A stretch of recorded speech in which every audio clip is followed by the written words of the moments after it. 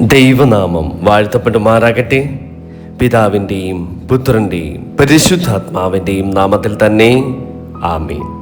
കർത്താവായ യേശുക്രിസ്തുവിൻ്റെ അതിവിശുദ്ധ നാമത്തിൽ നിങ്ങളെല്ലാവർക്കും അനുഗ്രഹപൂർണമായ നല്ല ഒരു പ്രഭാതം ആശംസിക്കുന്നു. ഈ പുതിയ ദിനം ദൈവം നമുക്ക് സൗജന്യമായി നൽകിയിരിക്കുന്ന അമൂല്യമായ ദാനമാണ്. നമ്മുടെ ശ്വാസവും ശക്തിയും പ്രത്യാശയും ദൈവത്തിൽ നിന്നാണ് വരുന്നത്. അതിനാൽ ഈ പ്രഭാതത്തിൽ നമ്മുടെ മനസ്സും നമ്മുടെ ചിന്തകളും ജീവിതവും ദൈവസന്നിധിയിൽ സമർപ്പിച്ചുകൊണ്ട് നമുക്ക് ഈ ധ്യാനത്തിലേക്ക് പ്രവേശിക്കാം. നമുക്ക് പ്രാർത്ഥിക്കാം. കർത്താവേ, അങ്ങയുടെ തിരുവചനം ഞങ്ങളുടെ ഹൃദയങ്ങളിൽ പ്രകാശിപ്പിക്കണമേ.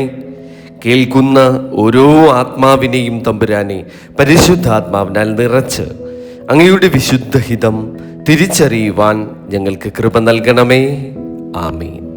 ഇന്നത്തെ നമ്മുടെ അനുദിന പ്രഭാത തിരുവചന വായനാധ്യാനം പുറപ്പാട് പുസ്തകം 39 അധ്യായം 27 മുതൽ 32 വരെയുള്ള തിരുവചന ഭാഗമാണ്.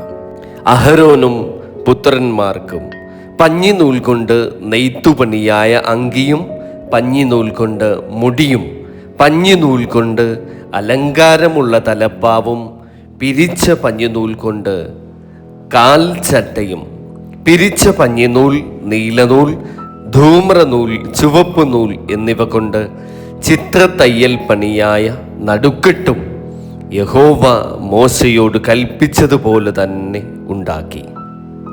അവർ തങ്കം കൊണ്ട് വിശുദ്ധ മുടിയുടെ നെറ്റിപ്പട്ടമുണ്ടാക്കി. അതിൽ യഹോവയ്ക്ക് വിശുദ്ധം എന്ന മുദ്രക്കൊത്തായുള്ള ഒരു എഴുത്ത് കൊത്തി. അത് മുടിമേൽ കെട്ടേണ്ടതിന് അതിൽ നീലനൂൽ നാട കോർത്ത് യഹോവ മോശയോട് കൽപ്പിച്ചതുപോലെ തന്നെ ചെയ്തു.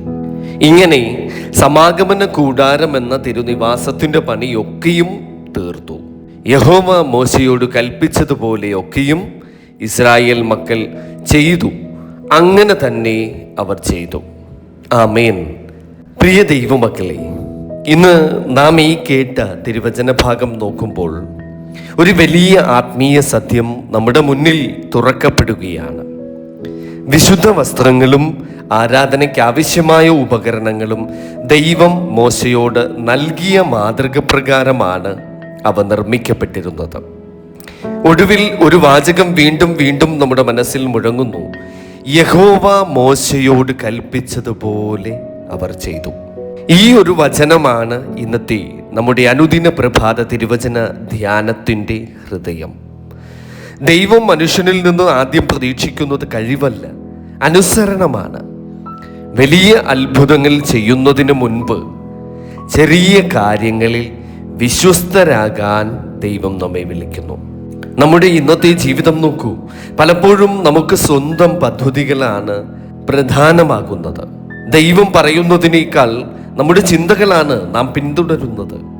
എന്നാൽ വിശുദ്ധ വേദപുസ്തകം നമ്മെ പഠിപ്പിക്കുന്നത് ദൈവത്തിൻ്റെ ഇഷ്ടം അനുസരിക്കുന്ന ജീവിതമാണ് യഥാർത്ഥ അനുഗ്രഹത്തിൻ്റെ ഉറവിടമെന്നാണ്. ആരാധനാലയത്തിലെ ഓരോ വസ്ത്രത്തിനും, ഓരോ നൂലിനും, ഓരോ അലങ്കാരത്തിനും ദൈവം ലക്ഷ്യം നൽകിയിരുന്നു. ആയതുപോലെ തന്നെ നമ്മുടെ ജീവിതത്തിലും ദൈവം ഒരു പ്രത്യേക പദ്ധതി തയ്യാറാക്കിയിട്ടുണ്ട്. നമ്മൾ പലപ്പോഴും ചോദിക്കും, എൻ്റെ ജീവിതത്തിന് എന്താണ് അർത്ഥം? ഉത്തരം വളരെ ലളിതമാണ്. ദൈവത്തിൻ്റെ ഹിതം പൂർത്തിയാകുന്നിടത്താണ് നമ്മുടെ ജീവിതത്തിൻ്റെ യഥാർത്ഥ അർത്ഥം. വിശുദ്ധ വസ്ത്രങ്ങൾ മനുഷ്യന്റെ മഹത്വത്തിനല്ല, അത് ദൈവത്തിൻ്റെ മഹത്വത്തിനായിരുന്നു. അതുപോലെ നമ്മുടെ ജീവിതവും സ്വന്തം മഹത്വത്തിനല്ല, ദൈവ മഹത്വത്തിനായിരിക്കണം. ഇന്ന് ലോകം പുറം ഭംഗിക്ക് വലിയ വില നൽകുന്ന ഒരു കാലഘട്ടമാണ്. എന്നാൽ ദൈവം നോക്കുന്നത് ഹൃദയത്തെയാണ്. ഹൃദയം വിശുദ്ധമാകുമ്പോൾ ജീവിതവും വിശുദ്ധമാകും. ജീവിതം വിശുദ്ധമാകുമ്പോൾ നമ്മുടെ കുടുംബം അനുഗ്രഹിക്കപ്പെടും. നമ്മുടെ കുടുംബം അനുഗ്രഹിക്കപ്പെടുമ്പോൾ നമ്മുടെ സമൂഹവും അതോടൊപ്പം അനുഗ്രഹിക്കപ്പെടും. ഇന്നത്തെ നമ്മുടെ തിരുവചനം മറ്റൊരു വലിയ സത്യം കൂടി നമ്മെ പഠിപ്പിക്കുന്നുണ്ട്. വിശുദ്ധ കാര്യങ്ങളിൽ അശ്രദ്ധയ്ക്ക് സ്ഥാനമില്ല.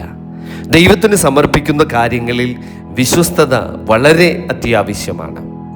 ഇന്നു നാം പ്രാർത്ഥിക്കുമ്പോൾ മനസ്സ് മറ്റെവിടെയെങ്കിലും ആയിരിക്കാം. വിശുദ്ധ കുർബാനയിൽ പങ്കെടുക്കുമ്പോൾ നമ്മുടെ ചിന്തകൾ പല ദിശകളിലേക്കായിരിക്കാം. തിരുവചനം വായിക്കുമ്പോൾ ഒരുപക്ഷെ ശ്രദ്ധ നഷ്ടപ്പെട്ടേക്കാം. എന്നാൽ ഇന്നത്തെ ഈ തിരുവചന ഭാഗം നമ്മോട് പറയുന്നത് ദൈവസന്നിധിയിൽ ചെയ്യുന്ന ഓരോ കാര്യവും വിശുദ്ധമായ വലിയ ഒരു ഉത്തരവാദിത്വമാണ്. നമ്മുടെ ജോലി സ്ഥലവും ഒരു വിശുദ്ധ സ്ഥലമാകാം. നമ്മുടെ വീടും ഒരു ചെറിയ ദേവാലയമാകാം. നമ്മുടെ വാക്കുകളും പ്രവൃത്തികളും സ്നേഹവും ക്ഷമയും ഒരു ആരാധനയാകാം. ഇന്ന് ലോകം മനുഷ്യരെ വിലയിരുത്തുന്നത് സമ്പത്ത് നോക്കിയാണ്. എന്നാൽ ദൈവം വിലയിരുത്തുന്നത് നിന്റെ വിശ്വസ്തത നോക്കിയാണ്. ഒരുപക്ഷെ നമുക്ക് വലിയ കഴിവുകളില്ലായിരിക്കാം, പക്ഷേ സത്യസന്ധതയുണ്ടെങ്കിൽ ദൈവം നമ്മെ ഉപയോഗിക്കും. നമുക്ക് വലിയ വിദ്യാഭ്യാസം ഇല്ലായിരിക്കാം, പക്ഷേ വിശ്വാസമുണ്ടെങ്കിൽ ദൈവം അത്ഭുതങ്ങൾ പ്രവർത്തിക്കും. ഇന്നത്തെ തിരുവചനം അവസാനിക്കുന്നത് ഒരു മനോഹരമായ കാഴ്ചയിലാണ്. എല്ലാ ജോലികളും പൂർത്തിയായ പ്രവൃത്തി മോശയുടെ മുൻപിൽ കൊണ്ടുവന്നു. ഇതിൽ ഒരു ആത്മീയ അർത്ഥമുണ്ട്. ഒരു ദിവസം നമ്മുടെ ജീവിതം ദൈവസന്നിധിയിൽ അവതരിക്കപ്പെടും. അന്ന് ദൈവം നമ്മോട് ചോദിക്കുക, എത്ര പണം സമ്പാദിച്ചു, നീ എത്ര പ്രശസ്തി നേടി എന്നല്ല.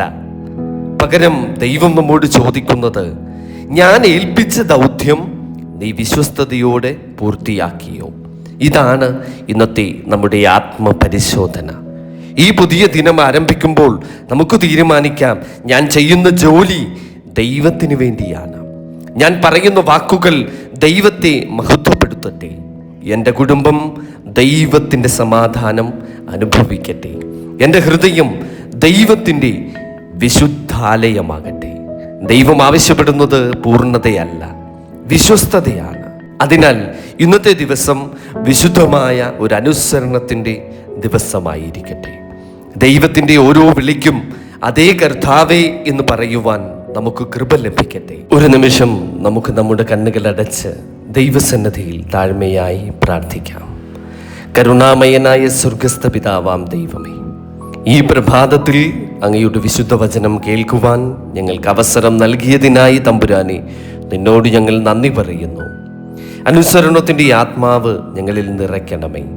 അങ്ങയുടെ ഇഷ്ടത്തേക്കാൾ ഞങ്ങളുടെ ഇഷ്ടം തിരഞ്ഞെടുക്കുന്ന എല്ലാ നിമിഷങ്ങൾക്കും ഞങ്ങളോട് കരുണ കാണിക്കണമേ. ഞങ്ങളുടെ ഹൃദയങ്ങളെ വിശുദ്ധമാക്കണമേ. ഞങ്ങളുടെ കുടുംബങ്ങളെ അനുഗ്രഹിക്കണമേ. രോഗികളായിരിക്കുന്നവർക്ക് സൗഖ്യം നൽകണമേ. ജോലിയില്ലാത്തവർക്ക് അനുഗ്രഹീതമായ വഴികളെ തുറന്നു തരണമേ. വിദ്യാർത്ഥികൾക്ക് ജ്ഞാനവും മാതാപിതാക്കൾക്ക് സമാധാനവും വയോജനങ്ങൾക്ക് ആരോഗ്യവും ശക്തിയും നൽകണമേ. വിഷമങ്ങളിലും കടബാധ്യതകളിലും ഒറ്റപ്പെടലിലും പ്രകൃതിക്ഷോഭങ്ങളിലും കഴിയുന്ന എല്ലാവരെയും തമ്പുരാനെ അങ്ങയുടെ ശക്തമായ കൈകളാൽ ഉയർത്തണമേ. ഇന്നു ഞങ്ങൾ ചെയ്യുന്ന ഓരോ പ്രവൃത്തിയും അങ്ങയുടെ മഹത്വത്തിനുള്ളതായിരിക്കട്ടെ. പരിശുദ്ധ ദൈവമാതാവിൻ്റെ മധ്യസ്ഥതയാലും എല്ലാ വിശുദ്ധന്മാരുടെ വിശുദ്ധമതികളുടെയും പ്രാർത്ഥനകളാലും ഞങ്ങളെ അവിടുന്ന് കാത്തു സൂക്ഷിക്കണമേ. ഞങ്ങളുടെ കർത്താവായ യേശുക്രിസ്തുവിൻ്റെ നാമത്തിൽ പ്രാർത്ഥിക്കുന്നു. കൃപയോടെ കേൾക്കണം പിതാവേ, ആമേൻ. കർത്താവായ യേശുക്രിസ്തുവിൻ്റെ സമാധാനവും പരിശുദ്ധാത്മാവിൻ്റെ ആശ്വാസവും സർവശക്തനായ ദൈവത്തിൻ്റെ അനുഗ്രഹവും ഇന്ന് മുഴുവൻ നിങ്ങളോടും നിങ്ങളുടെ കുടുംബങ്ങളോടും കൂടെ ഉണ്ടായിരിക്കട്ടെ. ആമേൻ. സ്തോത്രം. ഹല്ലേലൂയ.